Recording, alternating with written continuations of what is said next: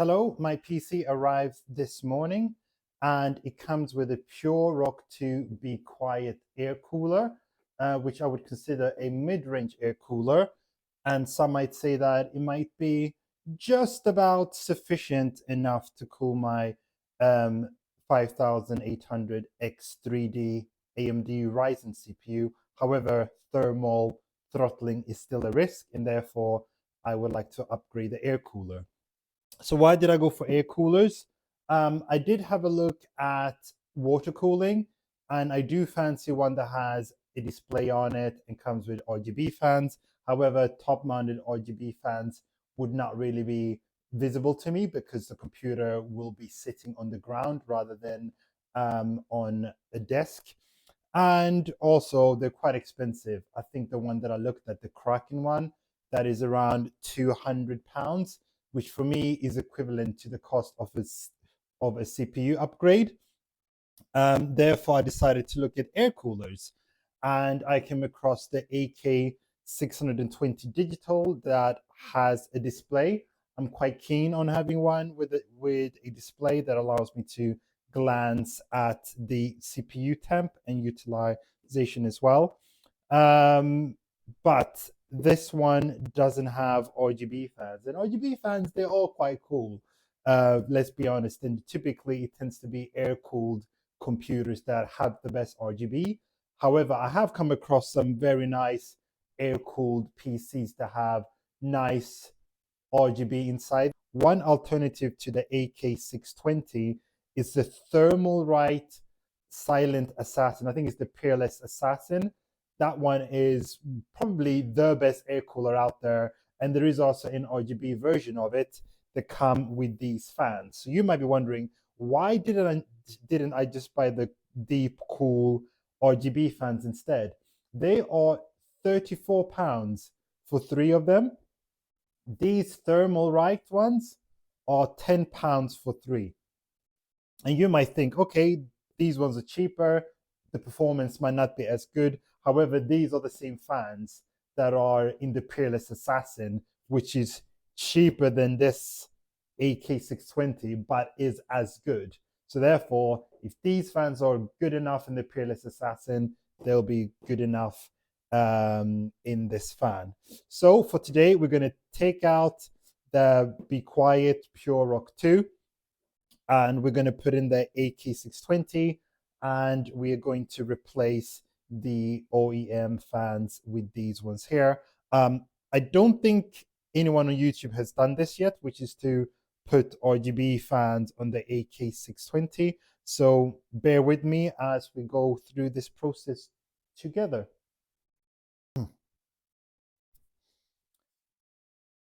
Back to the cooler, and here's the cooler. And before we put it into the computer, we need to put a front fan on it. And here are my ThermalRight fans. There's 3 of them, so I'll use 2 of them on the cooler, and I'll probably use one at the back of my case. You might then be wondering how I'll be able to connect all of these to the motherboard, but these have the new style pins that allows me to daisy chain these. So basically all 3 can end up using the same CPU socket on the motherboard, and also the same applies to the addressable RGB as well. These can all be daisy chains, so don't feel afraid that you might not be able to plug all of them in. And you can see that the rotation of the fans is slightly different. And in these 3, if you look at all these 3, they are actually the same. When you buy fans, you sometimes also get an exhaust fan where the blades look like they're facing the other way. So do have a look at the box that you're buying to understand whether you'll get an exhaust fan or not, because that can be quite important depending on what you want to do with the fans inside your case. And these have a bit of rubber here that apparently minimizes vibration and noise. And these are the deep cool ones. And the socket, the cable is actually facing downwards. And these are the deep cool ones. And the socket, these are the deep cool ones. And the cable is facing downwards. and they clip on to the heatsink through the sides, not the top. So therefore, when I'm going to take off these clips, I want to make sure that the cable is facing downwards and that I attach them on that side rather than putting them on the wrong way and ending up with the cables at the top. So that can be a bit of a rookie error. So now let's get these clips off and put them on the ThermalRight fans.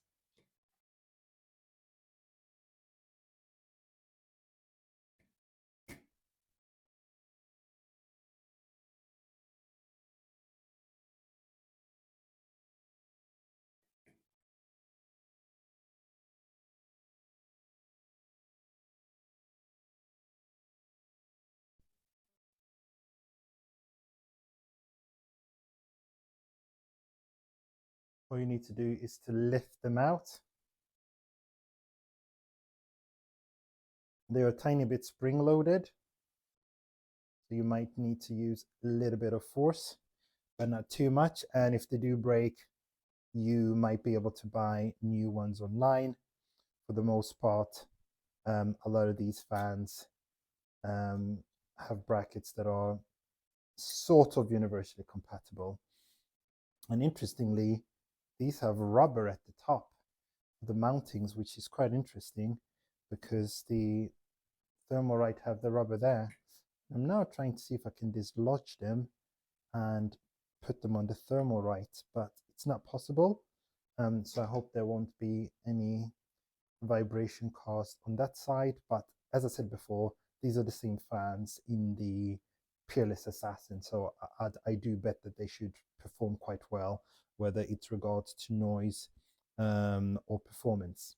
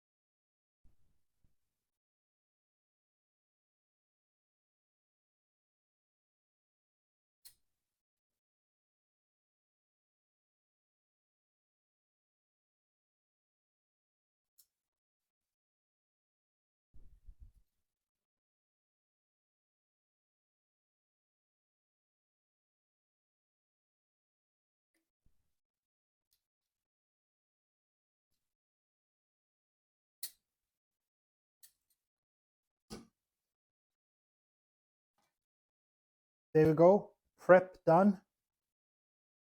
The clips are on both of these.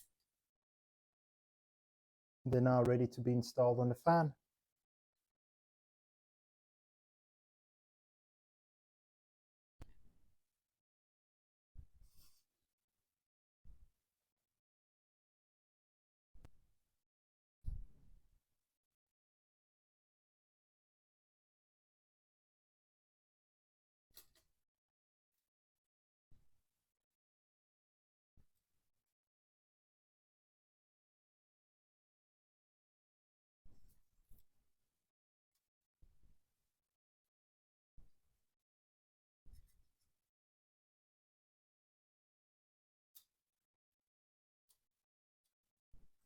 See, clip securely into place, easy peasy. And I left it flat up there so that I can fit the screen. So we're going to test that.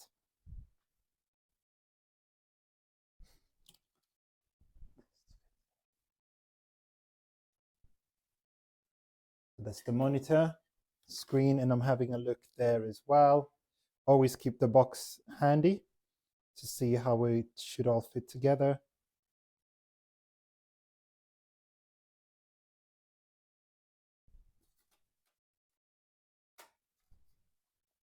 There we go. It's on there. So here you can see that the fan is on. I actually put it upside down. Rookie mistake. And I don't like that the fan is not flush with the display. So let's change that. Doesn't take that long to make modifications. See, trying to keep that up there and then clip it into place. Boom. Only took a few seconds to make adjustments. Love that. And we can see that the cable is now facing the right side, which is down. We can go ahead and remove this, which is magnetic, easy peasy. Here's my PC. As you can see, there is foam in here that looks like an overfilled diaper. So this came inside the PC for transportation purposes. The first thing we need to do is to remove it, but in order to do so, we need to remove the GPU. So I'm going to unscrew the GPU.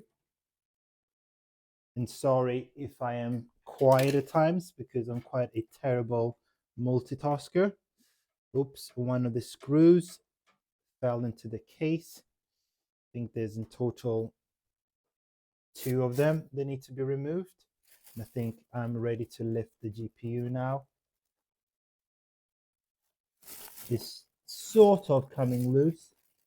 There aren't any more screws to remove, but this foam is super annoying.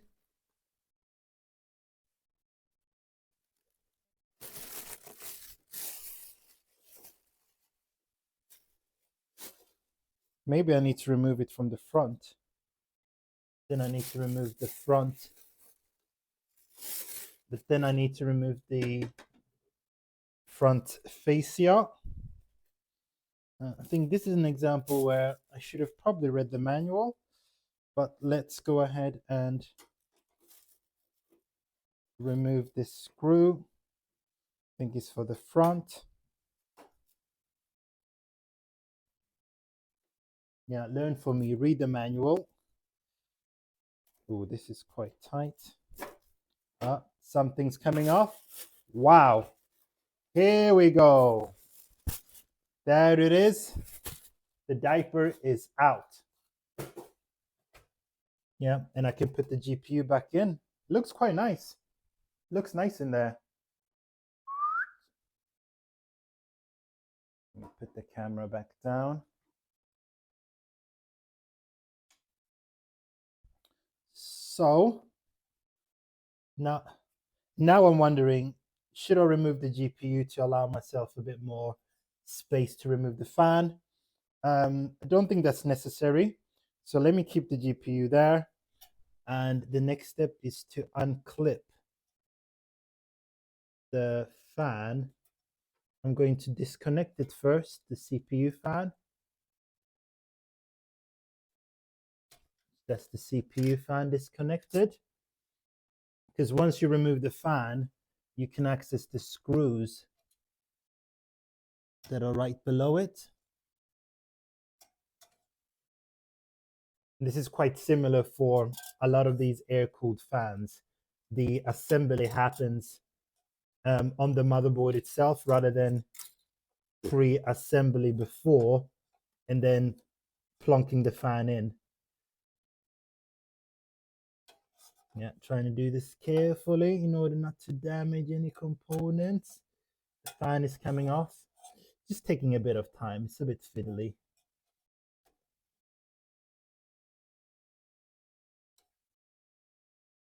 Yeah, I think should have removed the GPU, but I managed to get the fan off, and here it is, a beautiful and dust-free Be Quiet fan. I almost feel a little bit sad that it's not going to be used. Maybe I can repurpose it as a desk fan. So this is one of the clips. And I'm going to remove the other one as well. Do not want to leave that on the circuit board, on the motherboard. And just for precaution, I'm probably going to remove the GPU.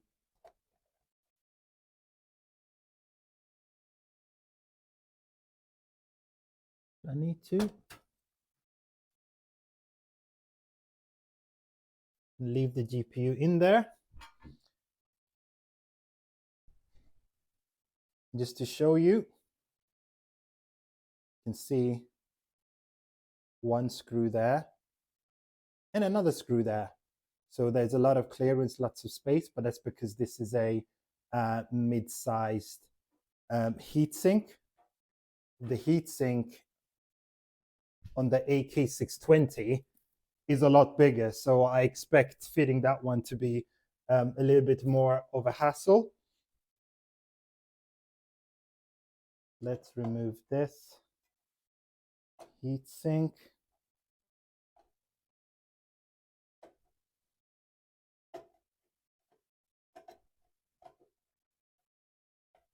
It's nice to tinker on a PC because I haven't done that in years, but I have watched a lot of PC videos, so I understand the basics and do's and don'ts.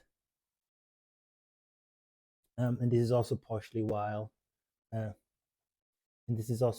why I was keen to buy a pre-built PC, because then someone else has done half of the work and I only need to put some finishing touches on the PC.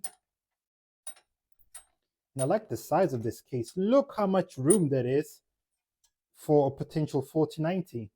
Lots and lots of room. And this, I do not quite know how to remove this. Oh, there are a couple more screws. So those were two big ones. Now I'm removing the two small ones on this side. One.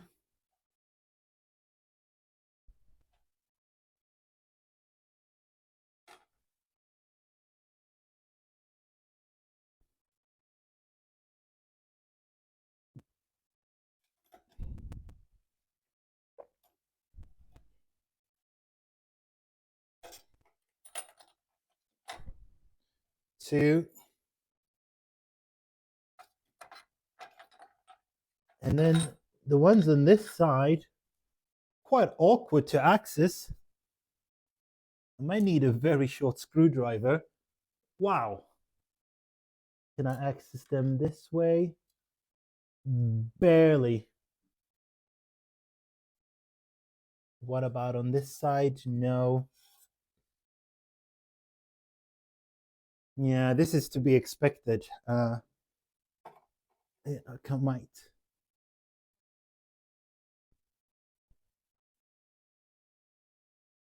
And just to show you, here is one of the screws. It's right underneath the heatsink.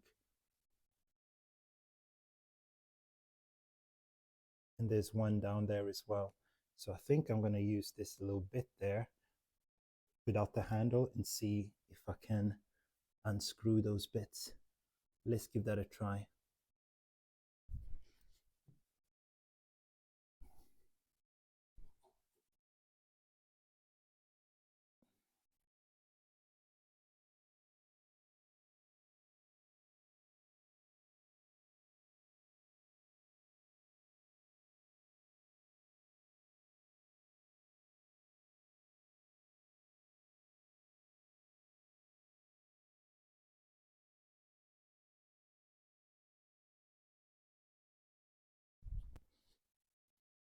One thing that you should not do is to yank this off. This feels firmly secure. It feels very, very secure. Probably because the CPU is a bit cold. Oh, now twisting it, it does come off. Beautiful. So here we go. Here's the cooler. Very nice. It's less heavy than it looks, probably because it's hollow. It is hollow. So I'm putting it there upside down. And there is my gorgeous gaming CPU, the Ryzen 5800X3D. So the next step is to remove one more fitting. This one here. I'm going to remove that.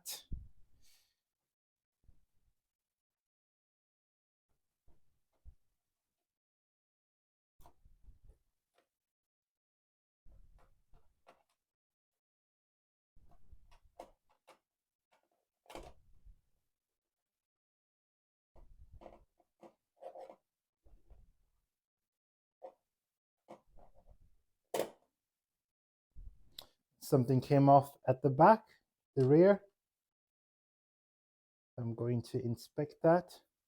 I'm going to lift off these plastic bits.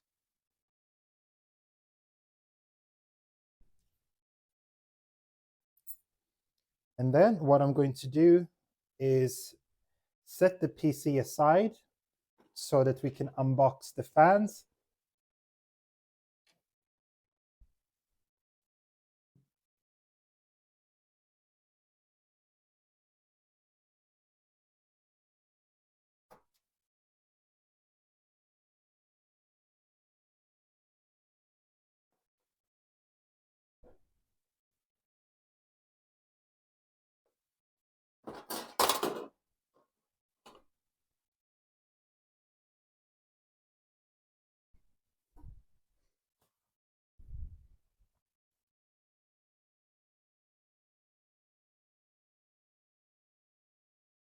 And here's a plate for the Be Quiet fan.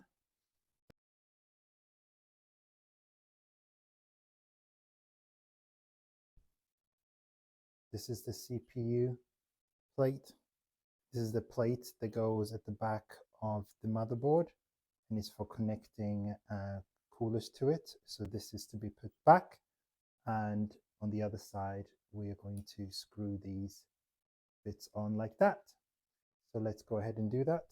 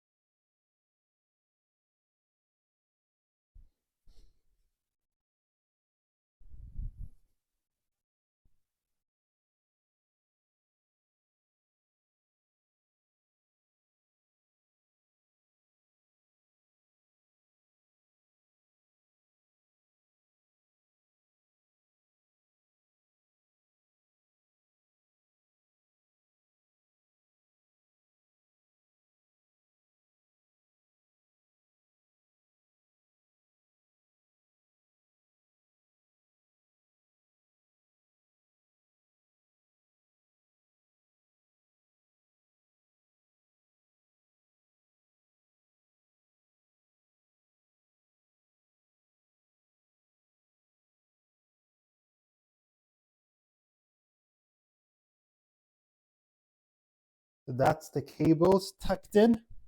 Now it's time to put the fan back.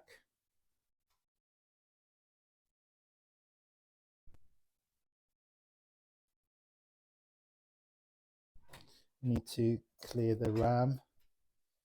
There's a lot of cables here, but it will all come into place once the fan is in place and I've had opportunity to tighten things.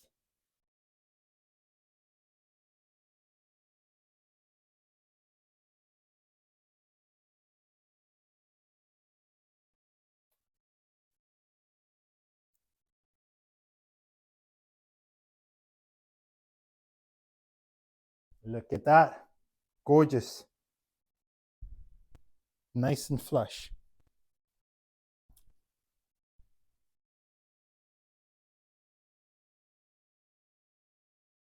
Look at that.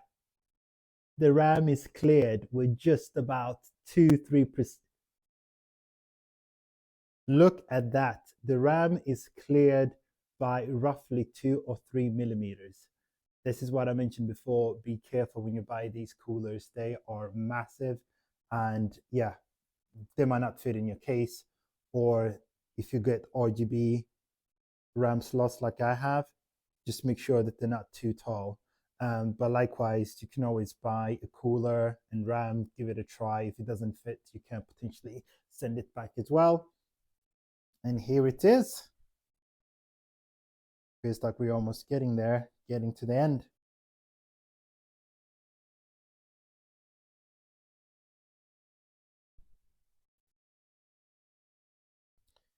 I've fitted the rear fan.